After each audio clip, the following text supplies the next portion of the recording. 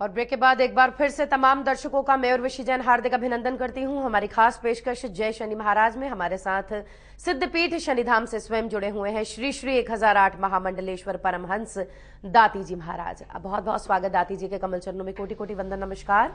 और दाती जी हम आपसे यही जानना चाहेंगे, एक आम व्यक्ति को आप 12 राशि अनुसार तो बता रहे हैं कि उनके लिए कैसे रहेगा खास, उन्होंने किस चीज का उपाय करना है, कौन सा दान कौन से मंत्र का उच्चारण उनके लिए खास है, लेकिन यहाँ पर आम व्यक्ति की धारणा यही है कि हम धन को कैसे प्राप्त करें। लेकिन रवि पुष्य की जहां बात आती है, रवि पिता, घर में जब पिता का सम्मान नहीं होता, क्या उस घर में धन की बरसात हो सकती है? और कई बार ऐसे भी घर देखे गए जहां पर माता पिता का इतना अनादर लेकिन वो व्यक्ति इतनी तरक्की कर रहा है, और ऐसे ऐसे घर देखे गए जो बुरे कार्यों में जो संलग्नित हैं लोग, लेकिन वो फिर भी तरक्की कर रहे हैं। तो ऐसे में लोग ये कहते हैं कि नहीं तो बुरा काम भी फल रहा है। हम चाहेंगे इस विषय पर थोड़ी सी चर्चा जरूर की जाए, चाहे वो संक्षिप्त में ही हो।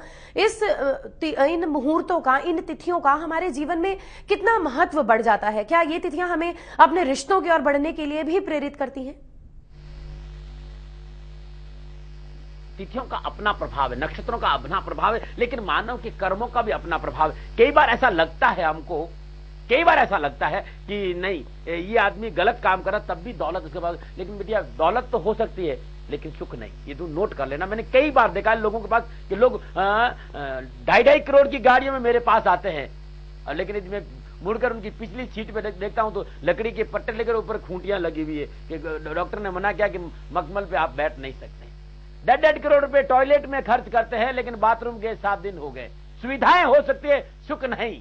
अपने धन और दौलत से आदमी सुविधाएं तो खर्च सकता है, लेकिन उस सुख का उपभोग नहीं कर सकता। जो व्यक्ति माता पिता का आदर नहीं करता, जिंदगी में उसके पास सुख कभी नहीं हो सकता। सुविधाएं हो सकती हैं, सुख नहीं हो सकता, ये मैंने आंखों देखा है। फिर भी मनुष्य के कर्मों का घड़ा जरा भरता भरता भरता बिटू, और कर्म प्रधान विश्वकर्मा का जो जस करे तत्फल का, कर्मों का फल जरूर मिलता है। लेकिन इन नक्षत्र का अपना प्रभाव है। नक्षत्र योग में अपनी एक वाइब्रेशन है नक्षत्रों की, और उसका प्रभाव मानव जीवन पर जरूर पड़ता है। उस दौरान जो नक्षत्रों का योग है, उस योग में की गई प्रार्थना प्रयत्न हमें सुफल और सफलता प्रदान करते हैं। ये मेरा अनुभव है। और मैं जरूर कहना चाहता हूं, जिन लोगों ने माता पिता को प्रसन्न नहीं किया, उसे कोई भी देवता प्रसन्न नहीं होगा। इस बात का भी ध्यान रखना चाहिए। नमो नारायण।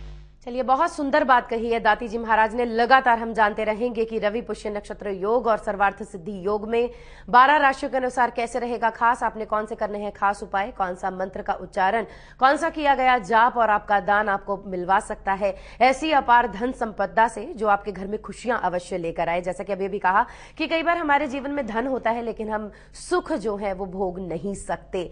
इससे पहले कि हम अगली अपनी राशियों के बारे में जाने, हम सोमा जी की कॉल लेना चाहेंगे। शिमला से हमारे साथ कॉलर जुड़ी हुई हैं। स्वागत है आपका कार्यक्रम में। डेट ऑफ बर्थ की डिटेल्स आप दे सकती हैं। जी नमस्कार गुरु जी। दोबारा बता दें सोमा जी। जी प्रणाम गुरु जी।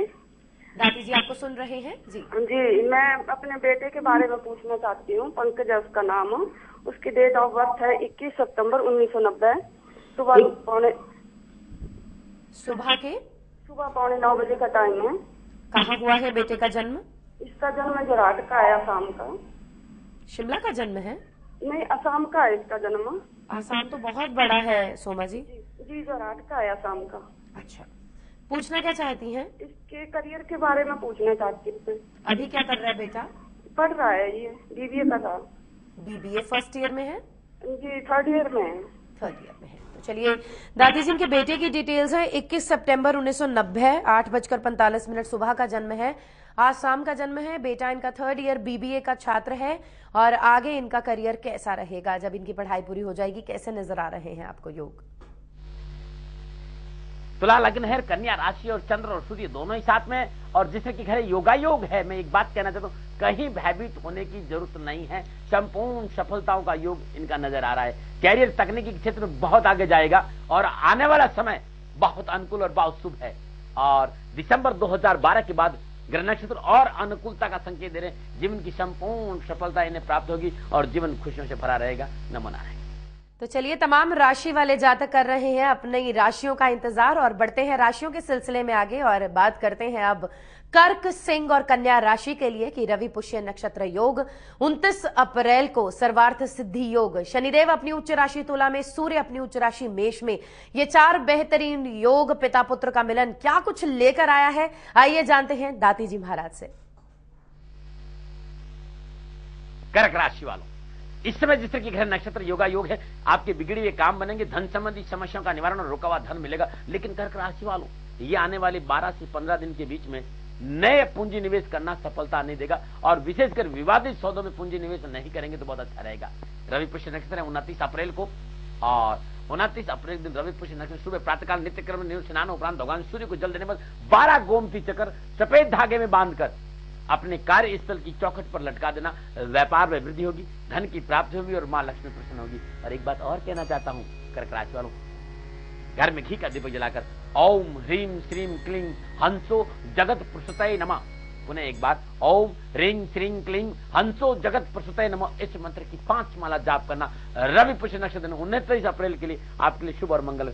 प्रातःकाल नित्य कर्म स्नान उपरांत घी का दिक्कत जो इस मंत्र का 5 माला जाप कर देना, आपकी सारी मनोकामना पूरी होगी। नमन बात करते हैं सिंह राशि वालों, जिस तरह की ग्रह योगायोग है और रवि पुष्य नक्षत्र है, अन्य संपूर्ण ग्रह योगायोगों की बात करूं तो व्यवसायिक परिस्थिति अनुकूल रहेगी, किया गया पूंजी निवेश लाभ देगा, नौकरी में उन्नति का अवसर। परंतु एक बात ध्यान रखें, दाम्पत्य जीवन में कुछ वैचारिक मतभेद नुकसान दे सकता है और स्वास्थ्य ढीला रह सकता है। बस ये 2 चीजों पर सावधानी बरते। और रवि पुष्य नक्षत्र है कल के दिन 7 दाने निर्गुंडी, यानी 29 अप्रैल को 7 दाने निर्गुंडी, 7 दाने गेहूं, 7 सफेद सरसों के 7 दाने सफेद सरसों के सुनहरे कपड़े में बांधकर मुख्य द्वार पर लटका दीजिएगा। संपूर्ण परेशानी करवाना होगा और जीवन खुशियों से भर जाएगा। ये अद्भुत है।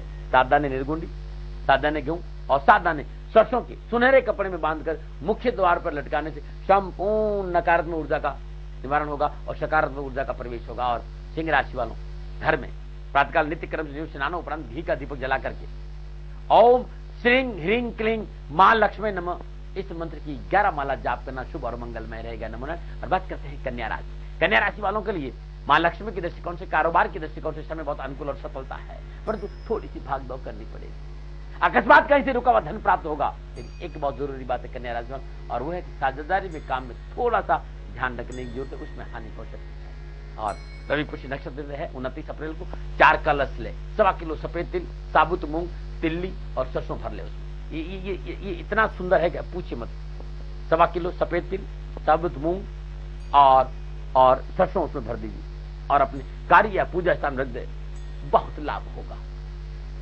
और दूसरे दिन दूसरी बार जब रवि पुष्य कलश को खाली करके गाय को खिला दे और कलश जल में प्रवाह कर दे, नया कलश भर के फिर रख दीजिएगा। 4 1.25 किलो काले तिल, साबुत मूंग, साबुत उड़द और सरसों भरकर रख दीजिए, जिसमें 1.25 किलो आ जाए। ये 4 कलश अपने पूजा घर में रख दीजिएगा।